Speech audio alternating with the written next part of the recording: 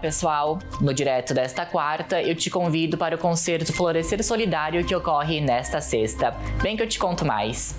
A apresentação é por conta da Orquestra Jovem Florescer, que irá performar ao lado de expoentes musicais da cidade. O objetivo é arrecadar alimentos para a comunidade desabrigada pelas enchentes no estado.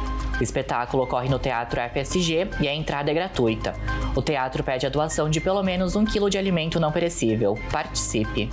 E o CTG Heróis Farroupilhas vai promover oficinas de danças gaúchas para os jovens da comunidade. Confere aí! O projeto Heróis em Movimento tem como objetivo incentivar a cultura tradicionalista.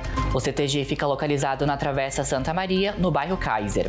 A inscrição é gratuita e pode ser feito pelo número que aparece na tela. E as inscrições para autores e editoras que desejam realizar sessões de autógrafos na 40ª Feira do Livro estão abertas até o dia 22 de julho.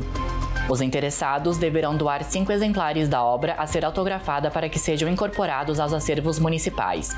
Também é solicitado o envio de uma imagem da capa do livro para a montagem do material de divulgação.